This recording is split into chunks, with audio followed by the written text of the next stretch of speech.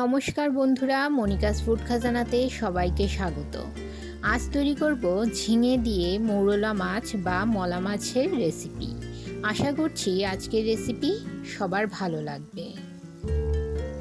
এখানে আমি 300 গ্রাম মৌরলা মাছ কেটে ধুয়ে পরিষ্কার করে নিলাম।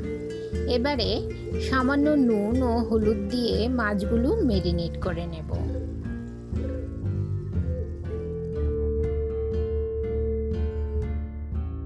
মাছগুলো মেখে নিলাম আর নিয়েছি একটা ঝিঙে। ভালো করে চেঁচে নিয়ে এভাবে লম্বা লম্বা টুকরো করে কেটে ধুয়ে নিয়েছি। আর একটা মিডিয়াম সাইজের আলু লম্বা লম্বা করে কেটে ধুয়ে নিলাম। এবার কড়াইতে তেল গরম করে নিয়ে মৌরলা মাছগুলো হালকা করে ভেজে নেব। বেশি ভাজার দরকার নেই, মাছের কাঁচা গন্ধ চলে যাওয়া পর্যন্ত মাছগুলো ভেজে নিলেই হবে। মিডিয়াম ফ্লেমে মাছগুলো হালকা করে ভেজে নেব। মাছ ভাজা হয়ে গেছে, সমস্ত মাছ তুলে নিলাম। এবার কড়াইতে দিয়ে দিলাম আরও 2 চামচ সরিষার তেল।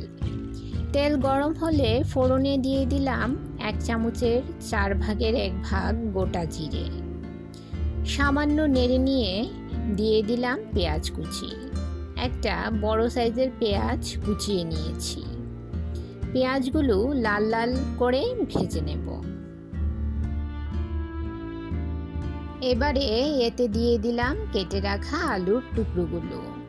কিছুক্ষণ নেড়ে নিয়ে 1 মিনিট ঢাকা দিয়ে মিডিয়াম ফ্লেমে আলুগুলো ভেজে নেব। এবারে এতে দিয়ে দিলাম কেটে রাখা ঝিঙে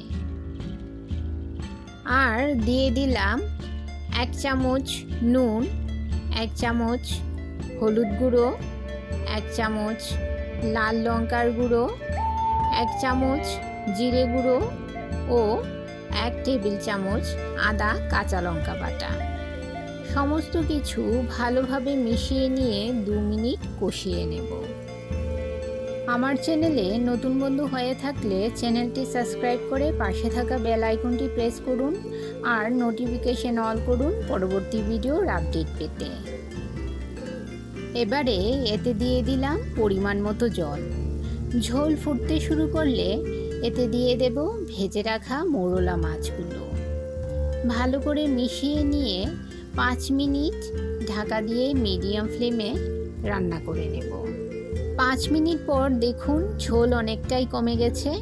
এবারে দিয়ে দিলাম স্বাদমতো নুন। ভালো করে ঝোলের সঙ্গে মিশিয়ে নেব আর দিয়ে দেব 1 মুঠো ধনেপাতা কুচি। ঝোলের সঙ্গে মিশিয়ে নিয়ে গ্যাসের ফ্লেম বন্ধ করে দেব। তৈরি হয়ে গেল ঝিঙে দিয়ে মৌরলা মাছের রেসিপি। এভাবে মৌরলা মাছ রান্না করে দেখুন, খেতে ভীষণ ভালো লাগে। রেসিপিটি যদি ভালো লাগে অবশ্যই একটা লাইক করুন। আপনার একটা লাইক পৌঁছে দিতে পারে আমার রেসিপি আরও বহু মানুষের কাছে। আজ এই পর্যন্তই। সবাই ভালো থাকুন, সুস্থ থাকুন।